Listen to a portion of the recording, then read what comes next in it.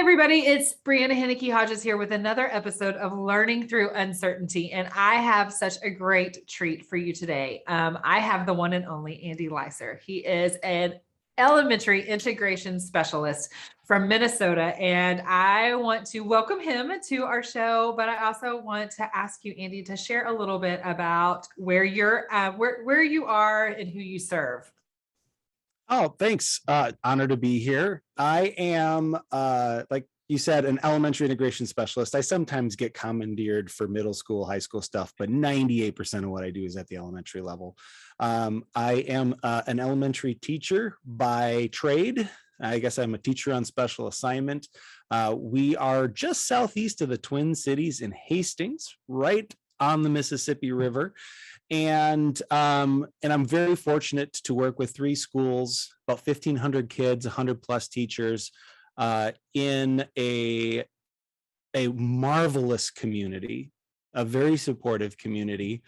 And we do some pretty fun things in support of teaching and learning. And I'm thrilled to be able to share some of that journey today. And hopefully it's inspiring, or at least it's reassuring that, hey, this crazy is normal. Because we're all about the crazy. We're all about the especially crazy. on Halloween.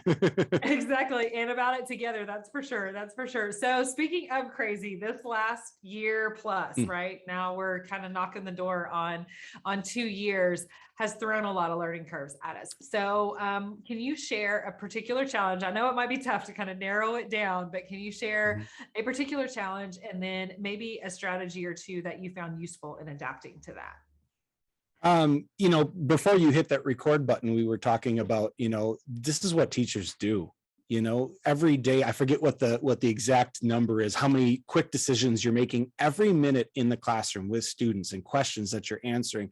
This is a part of what we do. And while it felt or seemed like a different box that we were in during pandemic-y crisis teachings, we were still adjusting course in the moment and finding the right paths in kind of an unknown territory. And so there were a great number of similarities to just kind of an everyday teaching in a classroom role, where you got to roll with what the kids are giving you, or where we're picking up from where we left off, or the plans are this, but we got to do this. So there were some similarities, but there were also some major wow moments where the hand that we were dealt forced us into something nobody would have expected. And, looking back now, all these months later, I am incredibly proud of certainly my teachers, but even those who I'm connected with around the country. I'm really impressed with how we have grown as professionals, how we absorbed some and being kind of through a technology lens, how we sort of absorbed and upped our skills, to levels that I had only aspired to pre-pandemic. Like, oh, wouldn't it be nice if we could just, meet virtually and get some work done that way? Wouldn't it be nice if we all sort of were contributing our activities to a collaborative space where we can all benefit from that? And it happened by necessity, and it was awesome, and we're benefiting from it now. And so I think that sort of unknown, go with the flow, here's my hand, here's what we need to do with it, has really given us a new foundation, maybe an expanded foundation that we can feel a little bit more comfortable with, now that I won't say we're not normal. And that's a word I try to shy away from, but now that we're back in a quasi familiar space, I'll say. But yeah, having some known environmental comfort, right? And knowing a little bit of like we're able to partner in classrooms a little bit more comfortably now, for sure, for sure. So in that, how has learning changed a little bit for your school? I think and you have 3 schools that you work very closely with, but in thinking of that, right? Like I love that you say that, because all of us in the ed tech community, that we share that. We were like, back in the day, BC, before COVID, 3 years ago, where it was like, oh, wouldn't it be great? Like, this is coming, people. You need to be prepared for this. You need to be ready. And then all of a sudden it happened, and we found ourselves in this situation where it's like, oh, this really is a possibility. Now, how do we use our Mhm. powers for good? So what are the ways that you've seen learning change Mm. because of some of these constraints? Oh my goodness. Um, we had, and these are not my words, and I forget who coined them first, but those pockets of innovation that were here and there. And I'm so thankful that we had those because they became sort of like team leaders within our schools, lifting things up, things as simple as using, the Google tools, to not only create, but also to share and to plan. That was something that, and to be fair, I was a teacher who I was still writing out marks on a notebook because of my kind of distrust in the grade books 15 years ago. I happened to lose mine the day before report cards were due, and I had to just own that, and it was not fun. But finding that balance between what is still appropriately solid in a physical space and in a classroom where you have years of experience doing things well, and what can be improved. A lot of people like to look at like the SAMR model or TPAC or all that sort of business, and you certainly can find ways that this fits into all of that. But having our teachers find this new balance where we can see the benefits of using these new tools, and that we had to, because we weren't together in the same space. We had to Zoom, we had to share documents, and email just wasn't going to cut that. And so, in all of what we have done over the last few years, seeing that shift has been very positive. I am really thankful that we had a few years to be like, hey, this is coming. Here's some things you should know. Because without that, it would have just been a complete blindside and we would have been reeling for a while. But it made crisis teaching a little bit better, because we could then build on some of those sort of infant or juvenile skills that we had. And now I'd say we have like some teen skills and some teen angst with it. Like, that was frustrating. There was some value there and some good ideas, but how can we mature that a little bit? And I think that's where we find ourselves now is, all right, hey, what was awesome? What needs to mature? And what do we just need to set aside as, hey, that was then, learn from that. Let's move forward. I love that phrase of the teen angst. I can identify that having a child who is very quickly approaching, almost in the next few months, we'll be hitting those teen years. And I identify, I see that all the time of that, like, this is stupid and I never want to do this again. But oftentimes when we have that reaction to it, it's like you said, because there's value there. So how do we unpack that and really get to that value? And it is frustrating, and we want things to be as fluid as possible and as fluent as possible, but sometimes we're not quite there yet. So how do we, choose and improve that? Just like in the classroom, right, where we see our kids who are so frustrated because they're learning in that, they're struggling through that learning, and they're learning so much right there. And if it's not the immediate response or the immediate reaction that would get them the correct answer, oftentimes they crumple up that paper and they throw it down and they're like, this is stupid, I never want to do this again. And you're like, but you can't, like, you have to Mhm. stick with it. You have to stick with it. And then once they get it, then that beautiful light bulb goes off, and it just really brings the next level forward. And so what a beautiful metaphor of that teen angst. I just, Yeah, that and resonates so much. there's a lot of value there too. I think some of the most innovative, creative, and inspired ideas I have heard from students have come out of frustration. Or I was in a fourth grade classroom just this week, and so we do this weekly news show that kind of brings us all together as an elementary and even our community. And there are some very consistent things that we always do.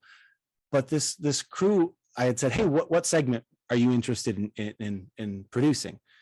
And they're like, none of them. I'm like, okay, where's this going? We got this idea. I'm like, okay. And this is a boisterous classroom, and I'll say boisterous and emphasize the boy, because that's a different kind of boisterous. Anyway, they came up with an incredible idea. And if I had simply dismissed it, we wouldn't be premiering Classroom Cribs.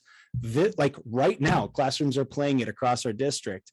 And the best part about this is they worked in, so being the minds that they are, they knew what they wanted to see. Hey, I want to see your classroom. We're going to show you ours. I want to see, hey, where's your number corner? Where do you gather to read? What are your desks like? Because we have all these different workspace furniture. What's the view out of your window? You know, what are the different things that make your classroom your classroom? But also, but also, you know, what's similar? What are those district initiatives that we can see that common thread throughout everything? And so if we had simply just taken their, what I would have said like crazy, oh, we want to do something different idea and just written it off, we would have missed out on this really, really powerful experience that they kind of made happen. So as a word geek, I think it's important to note that the word innovation in itself does not mean invention. And I think that we sometimes get stuck on that.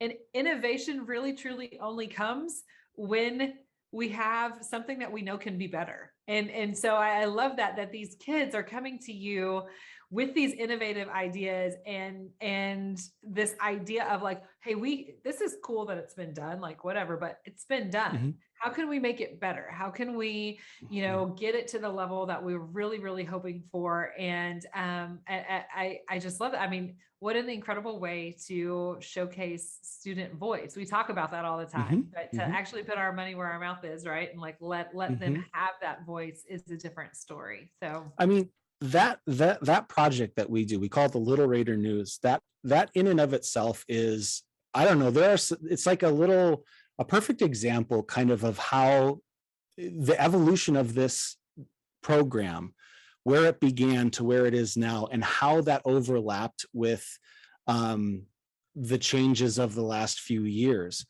is pretty remarkable in that it started out as, I mean, I still have the lanyard. It started out with our iKids student tech team, because when we began our iPad program, we had a handful of devices per classroom, and our device management plan couldn't do certain things. And we needed fingers and hands. So we're like, well, what more capable and accessible fingers do we have than kids? Let's train a few of them, send them out, and then a whole school can be up to date with what we need it to be. That program eventually, just because of how we grew and how technology changed and our environment changed, it became more obsolete in the spirit for what it kind of started as. And so the shift then from like student tech team shifted to, well, what can we do to share these ideas? What if we did a weekly, video or weekly news? And so the same iKids team 4 years ago, started producing little videos that we would share. And then we started having enough of them that we could put it all together into a unified experience. And then the principals and the teachers were like, this is really cool. How can we do this so that they can interact with one another?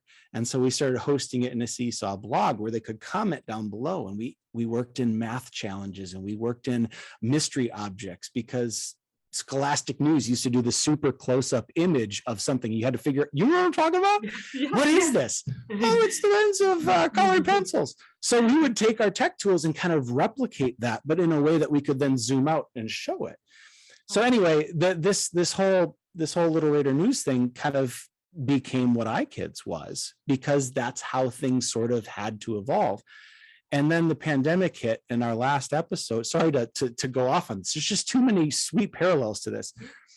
March of 2020, when we had to go to distance learning and crisis teaching mode, Little Raider News stopped because we didn't find a way to, we weren't able to find a way at that time to get it all together and still honor what we needed to do academically.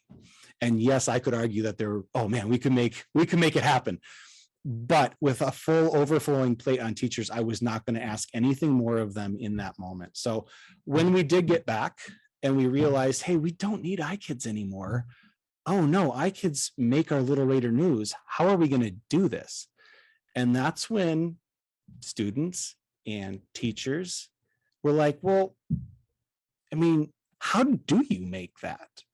Because there's a lot of that we can use. There's a lot of value in that. So now this Little Raider news, which was produced by 40 kids across 3 schools, is now produced by any classroom in our district.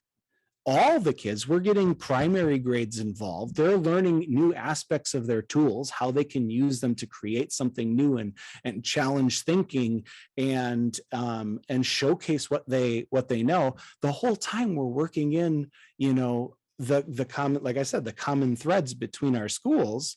Hey, those kids across town, they're doing some very similar stuff to us. Look, they have that same thing in their classroom that we do. So there's this connection that we're building. And at the same time, we get to showcase those really fun, creative uniquenesses. It's just awesome to see how in the course of 4 years, what we thought was awesome and was a student tech team has morphed into this elementary district-wide project that connects, that showcases, and that values student voice so much that kids are looking forward to it. I mean, the first, I can name that song in 3 beats or whatever it is.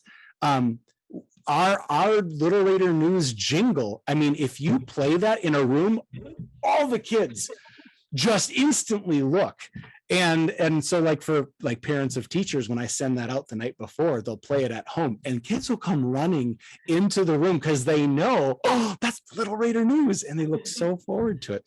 It's that in and of itself, how that really important project here in Hastings has taken on a new life because of some of the challenges, both within school with what we have to work with, but also realizing, oh, this has to change. We have to do this differently. How can we make it better? How can we innovate this? Has really, we've seen the rewards. We're on season 3. We call it episode 3, just dropped today. And I'll have to share the links with you so you can see them. Please do, yeah. It has been awesome to give our community and our students an opportunity to connect, to celebrate, and to showcase all that is great right now in school. Well, and I love that because as you're talking, I'm sitting here thinking how this first started as a way to connect, the classroom to your, really the technology to your classroom. I mean, like really and truly, it was like, how do we get these things that we have and get them connected into our classroom?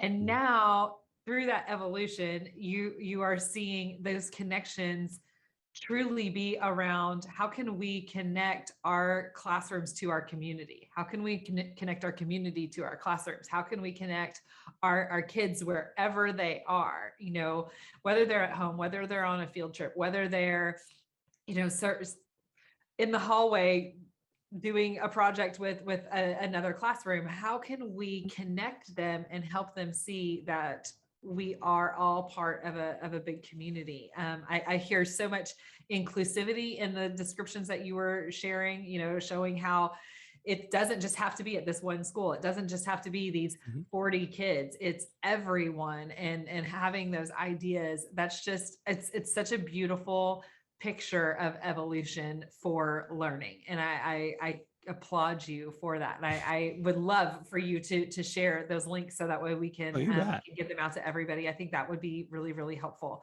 So I hear all this passion. I mean, I'm super fortunate to know you on a personal level. And so I know how passionate you are about learning and all of these things, but I want to ask, because this is my question that I like to ask everybody at the end. And I want to ask you, because this is super heavy work, right? You and I talked about this before we hit record. We were talking about this. You used a phrase, a heavy joy, and teaching, I think, very much is that right now. I've been on a lot of calls lately with people that are outside of education asking about how educators are handling things and things like that. And I love that phrase, that heavy joy. This is a lot. We are seeing a lot of struggle throughout our responses and through our experiences. That said, I would love for you to share with us who or what motivates you to put in the time and the effort to reshape learning now. Because I know you've got a lot on your plate, and you got a lot in your world, and so trying to fit this in and take time both for you and take time for your family. Why do you keep doing this? You're gonna make me cry because I know where you're leading me. So first of all, I am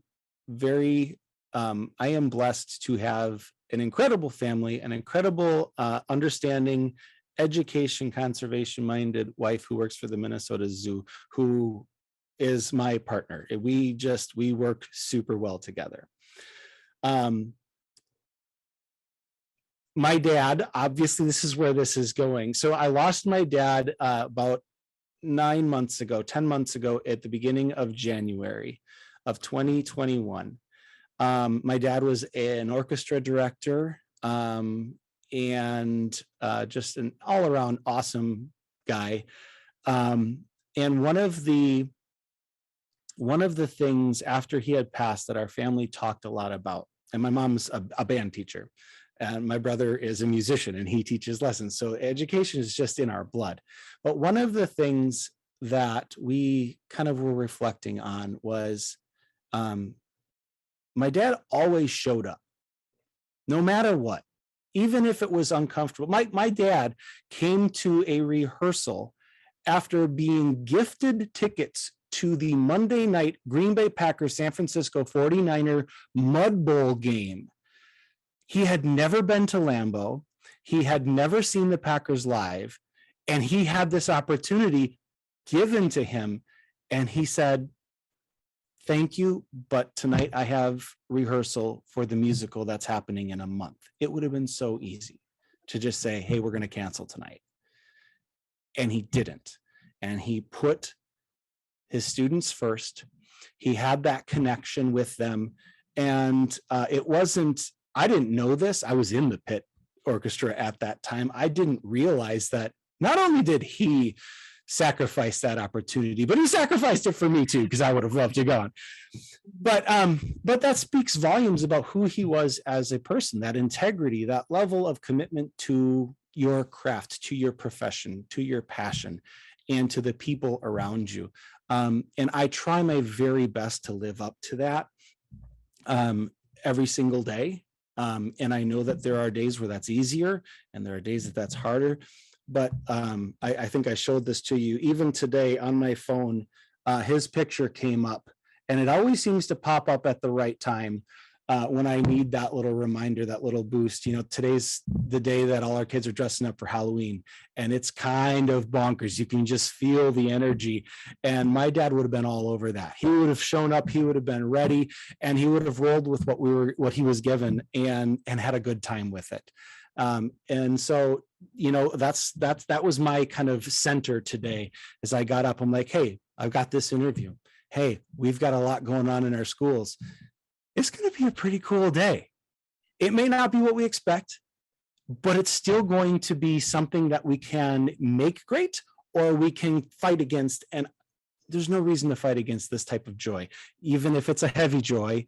When I see that picture, when I see that kid who just needs that little something extra because home may not be great, or something set him off on the wrong path this morning, that angst is there.